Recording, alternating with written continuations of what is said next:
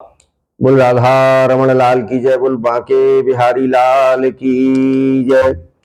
त्वत्पादुके अविरतम परिये चरन्ति ध्यायन्त्य भद्रनशने शुचयो गृह्णन्ति विन्दन्ति ते कमलनाभ भवापवर्ग मासाशते यदित आशिष ईश नान्ये।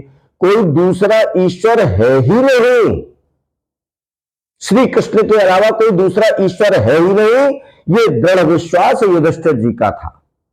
हम लोगों को भी केवल एक ही विश्वास रखना चाहिए अपने श्री कृष्ण पर। एक छोटी सी मैं आप लोगों को कथा श्रवण करा रहा हूं।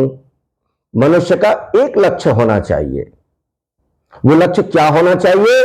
तो जिस समय कौरव पांडवों का युद्ध चल रहा था, महाभारत का युद्ध, उस समय कौरव दल की जो सेना थी और पांडव दल की सेना थी, वो अलग अलग उनके जगह तैनात थी। बीच में एक छोटी सी नदी थी और उस नदी के दोनों तरफ दोनों सेनाएं पड़ी हुई थी। अब हुआ क्या कि कौरव दल की जो रणनीति थी, जो कूटनीति थी और जो युद्ध की विभीषिका वो तैयार करते थे, वो सारी की सारी जो कूटनीति थी वो आउट हो जाती थी। सारी लूप होल पांडव दल को पता चल जाती थी। काफी दिन तक इस पर विचार विमर्श हुआ, भाई हमारी रणनीति, हमारी युद्ध नीति पांडवों को कैसे पता चल जाती है। तो दुर्योधन, दुशासन, कर्ण, इन सबको शक हुआ भीष्म पितामह। भीष्म पितामह पर तो इन सब लोगों का शक शुरू से ही था।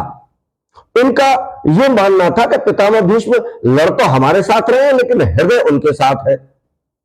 तो इस बात पर उनको जब शक हुआ तो सबने ये विचार विमर्श किया कि इस चीज का पता, ये कौन जासूस है, ये कौन मुखबिर है जो हमारे कौरव दल में आकर के सारी लूप होल्स को, सारी इंफॉर्मेशन को और पांडव दल को बता देता है। इसके लिए भीष्म पितामह को उन्होंने जिम्मेदारी सौंपी कि आप इसका पता लगाएं।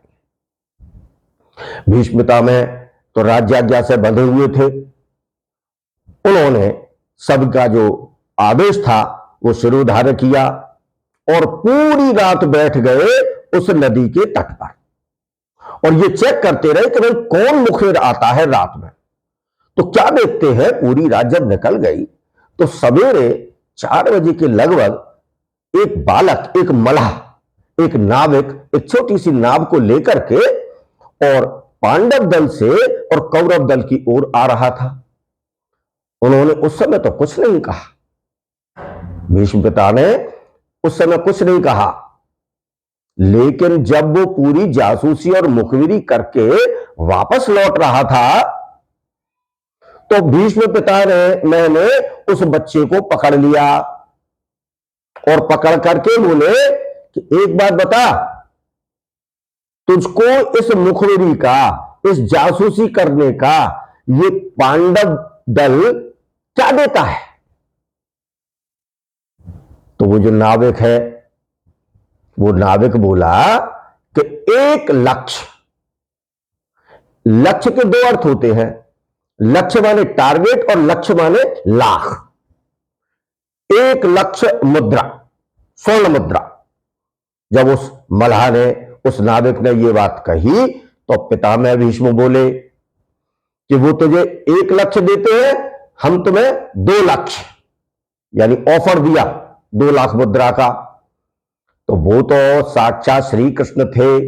उन्होंने कहा नहीं पितामह, मैं 1 लक्ष्य वाले के पास रहता हूं, 2 लक्ष्य वाले के पास में नहीं रहता।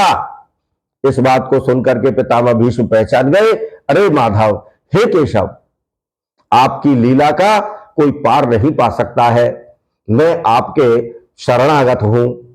और इस प्रकार से भीष्म पितामह को उन्होंने इशारों में यह बता दिया कि आप केवल एक ही लक्ष्य रखिए, श्री कृष्ण। श्री कृष्ण की शरणागति ही केवल एकमात्र लक्ष्य है। यद्यपि हमारे जीवन में देश काल वातावरण के अनुसार लक्ष्य बदलते रहते हैं, लेकिन जो मूल जीवन का लक्ष्य है वो श्री कृष्ण ही होना चाहिए।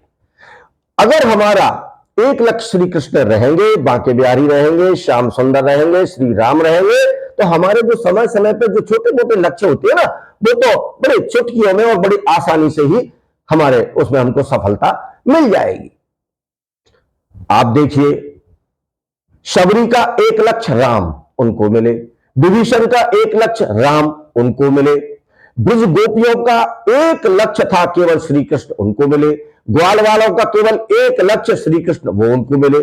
कालिंदी यमुना मैया जो हमारी है वो यमुनोत्री से चली है, और यमुनोत्री से चलते चलते उनका एक ही टारगेट था, एक ही लक्ष्य था कि किसी प्रकार से मैं अपने श्याम सुंदर, अपने श्री कृष्ण से मिलूं। और चलते चलते चलते चलते जब वो ब्रजमंडल में उन्होंने प्रवेश किया है, तो वृंदावन में आकर के वो कृष्णमय हो गई हैं।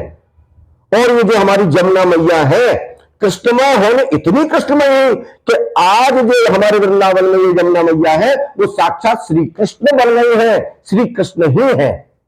तो मनुष्य के जीवन का एक लक्ष्य होना चाहिए।